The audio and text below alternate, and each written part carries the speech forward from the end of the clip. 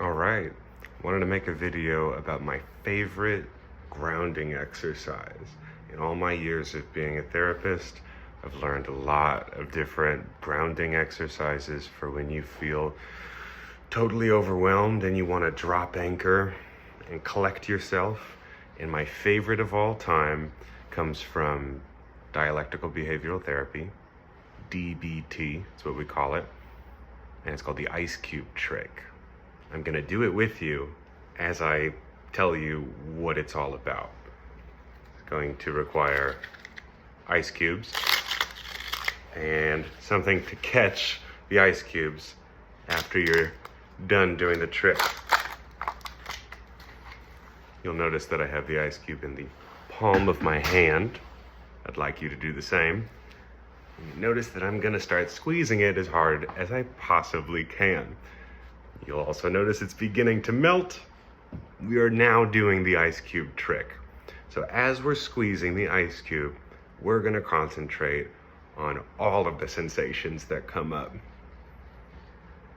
Probably most attention getting are the tactile sensations, the sense of touch. What are you feeling in the palm of your hand? Could it be a moderate amount of pain? On the 1 to 10 pain scale, I wonder if this is like a 3 or a 4. That's about what it is for me. It sucks, but it's not like making me kind of want to get medical attention, like it's uncomfortable, but it's clearly not wounding me. It also helps that I'm choosing to feel this.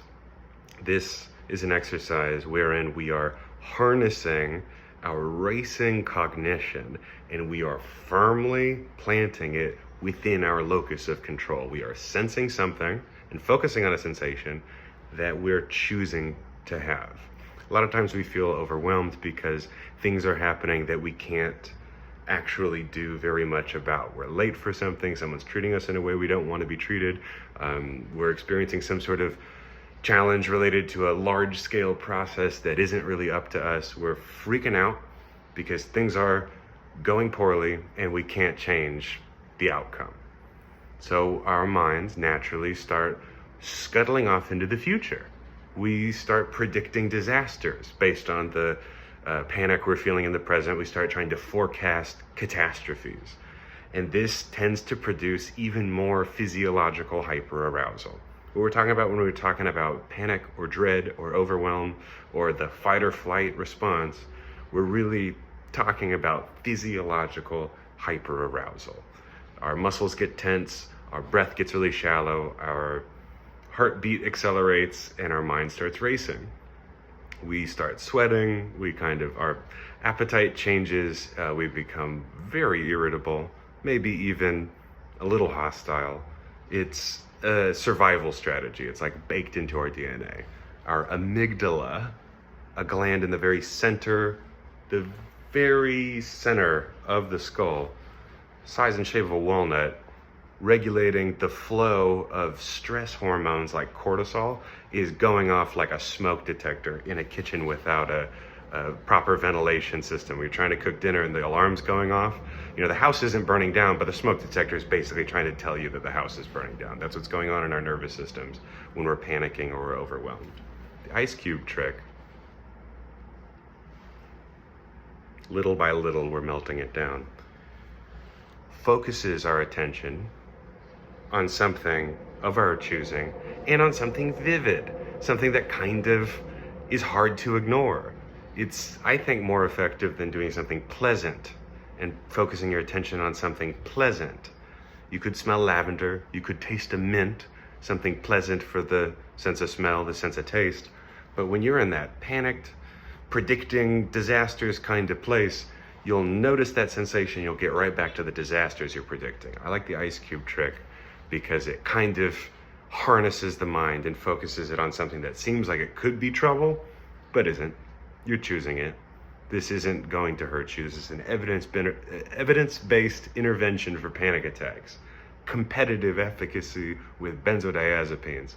Added benefit, you're not intoxicated after the intervention is completed, like you are with a Xanax or something like that. So this, you can squeeze the ice cube for as long as you need to. It always takes longer than you want it to for the ice cube to melt completely. And when you're done, you're just de-escalated. You're not also kind of intoxicated. I love using the ice cube trick whenever I'm freaking out. I love doing it with people who are freaking out. I used to work in hospitals. I would do this exercise with people who are hospitalized, who are freaking out pretty often. And as a therapist, I do it too. If we're talking about a subject that we know is going to be triggering, I'll bring this ice cube tray in to the session with me, and we will just melt the ice cubes together as we stay in conversation.